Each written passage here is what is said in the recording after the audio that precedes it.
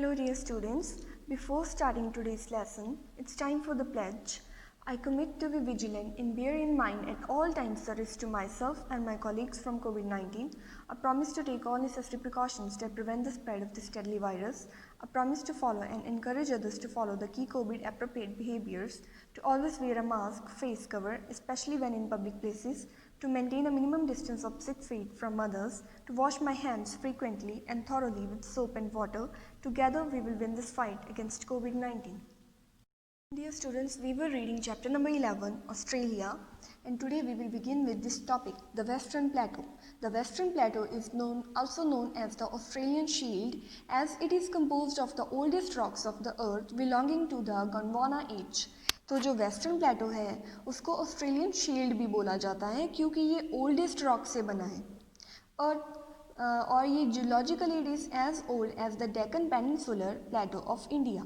और जियोलॉजिकली ये फाउंड किया गया है कि ये उतना ही ओल्ड है जितना इंडिया का डेक्कन पेनिनसुलर प्लेटो है।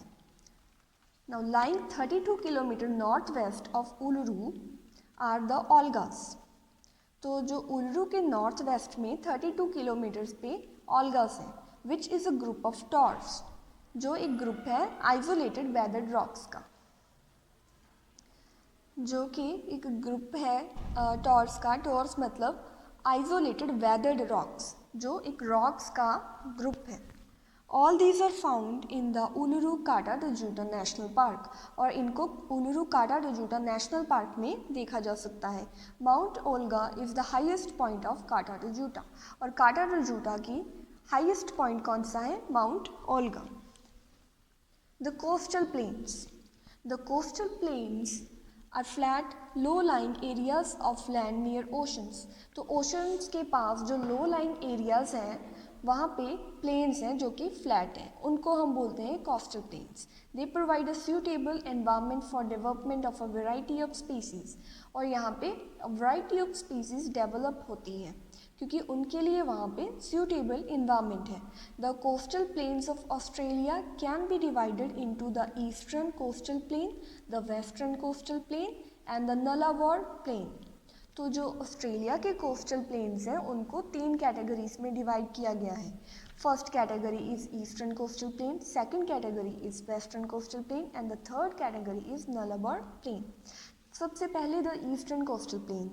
It is a narrow low lying stretch of land running between the eastern highlands to the west and Pacific coast to the east. तो ये नैरो हैं और लो लाइंग होते हैं, और ये कहाँ से आते हैं? ईस्टर्न हाईलैंड से, वेस्ट से पैसिफिक ओशन के ईस्ट।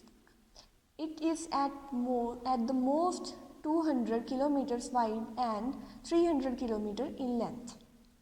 तो इनकी जो विड्थ है वो 200 किलोमीटर्स है और लेंथ 300 किलोमीटर्स है।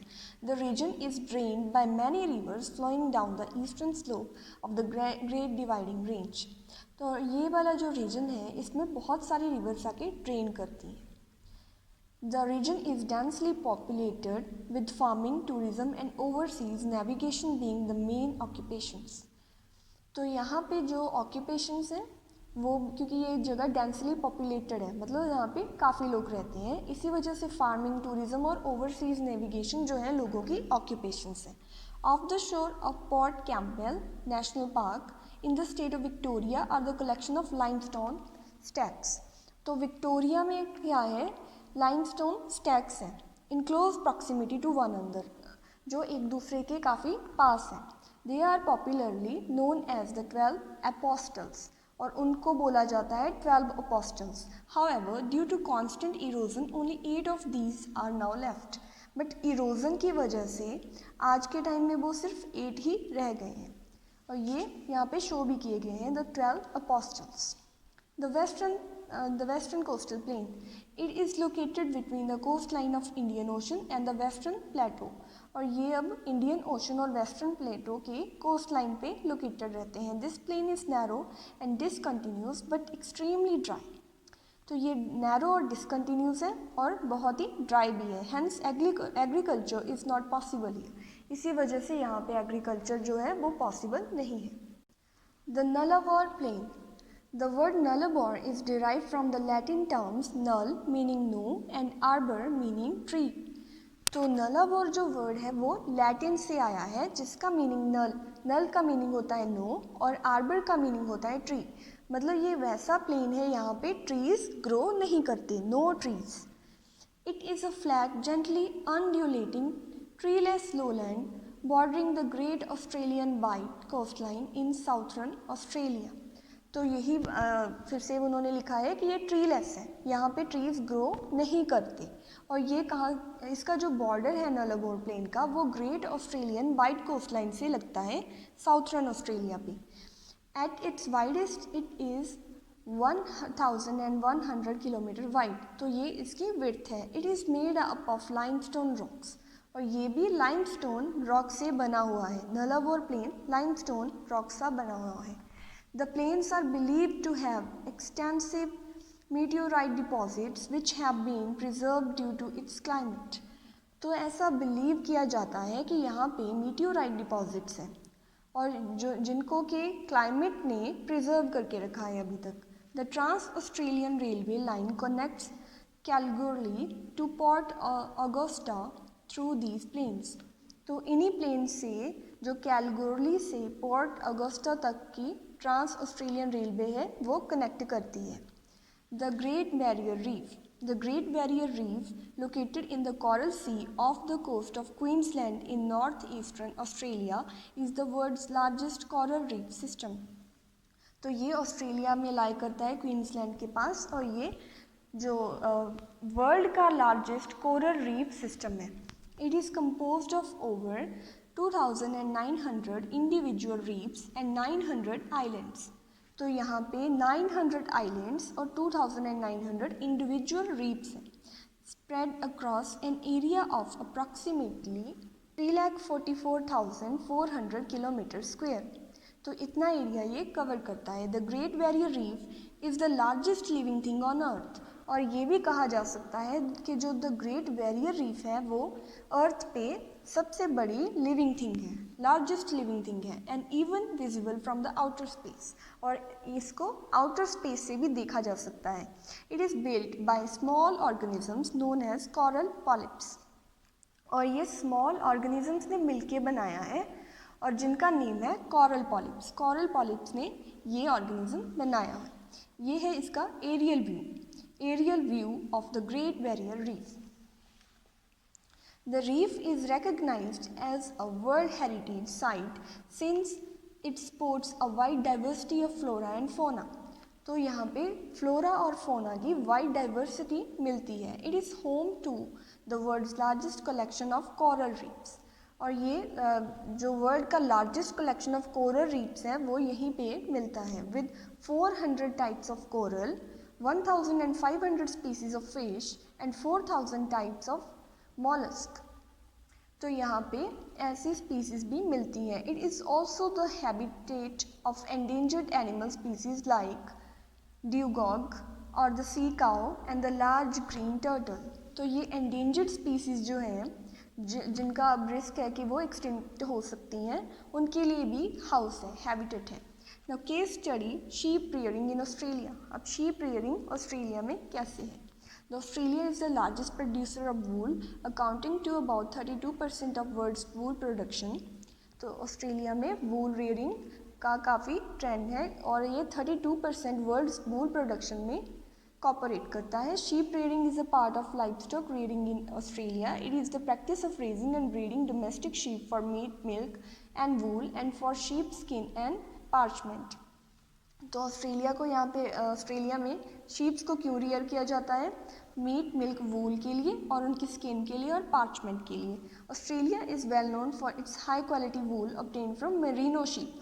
तो ऑस्ट्रेलिया में कौन सी शीप की ब्रीड को पाला जाता है? मेरिनो शीप को। The merino sheep comprises the majority of national sheep population.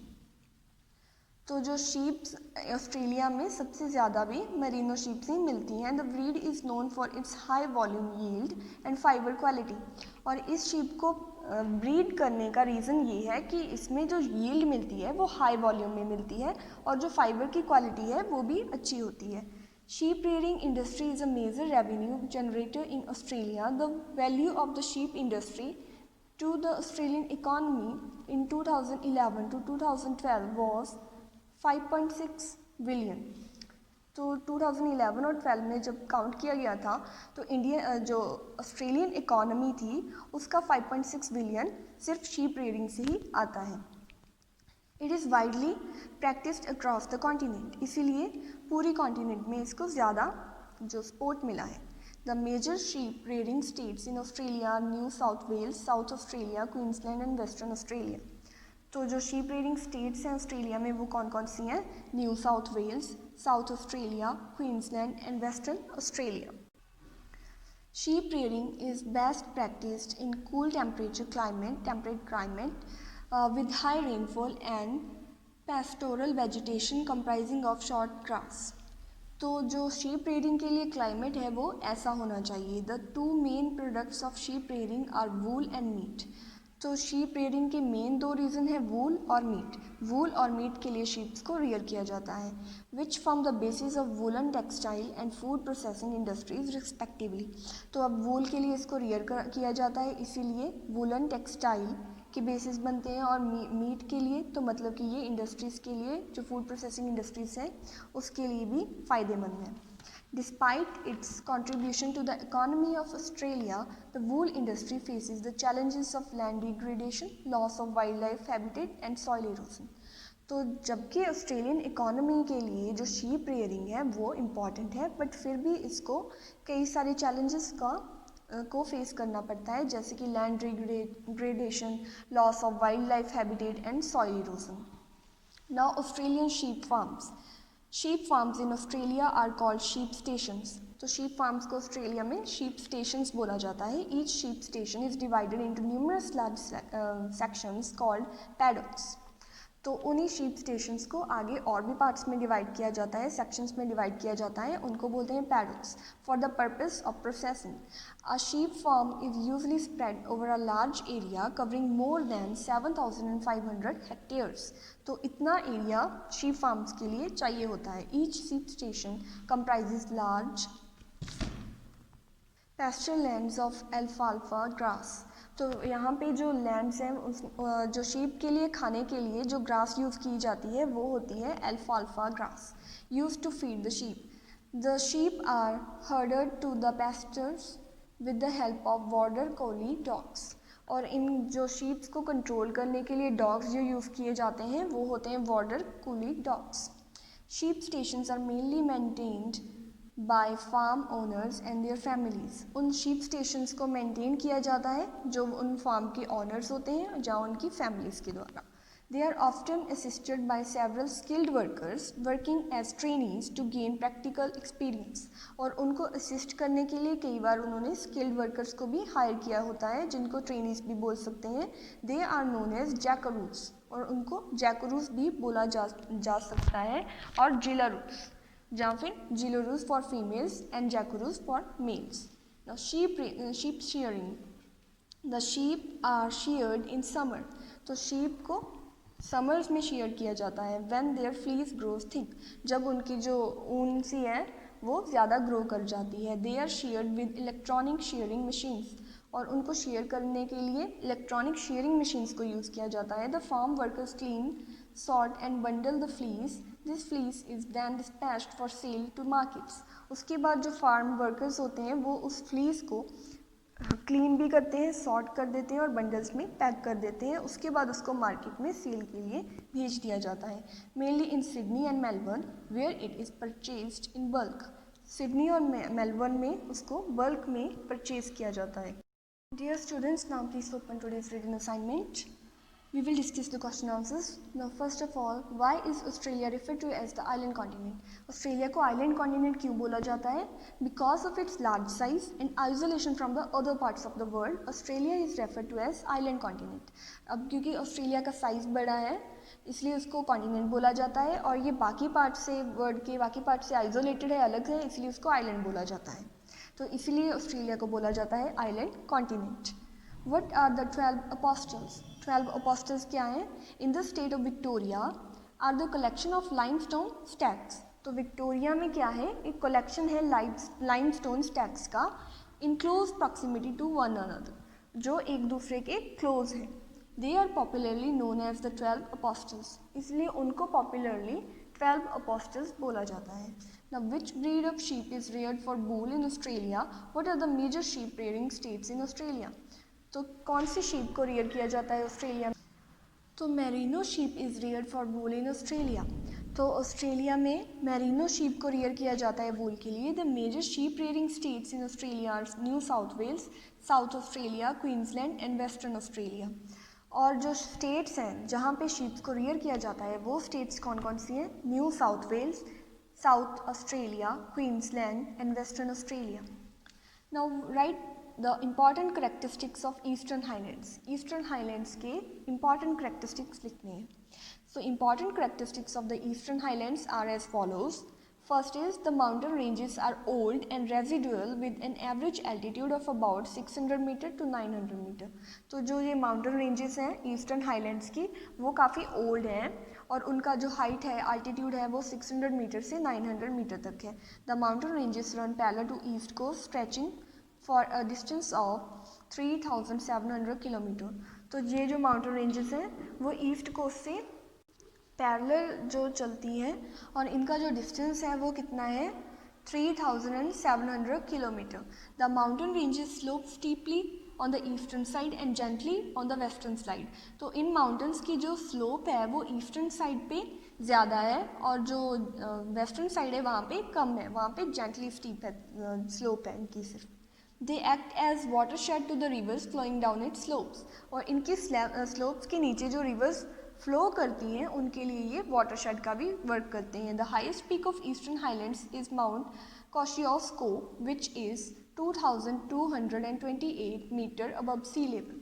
और इन ईस्टर्न हाईलैंड्स की जो हाईएस्ट पीक है वो है माउंट कोशियोस्को जिसकी जो हाइट है वो है 2228 मीटर सी लेवल से इतना ऊपर है वो.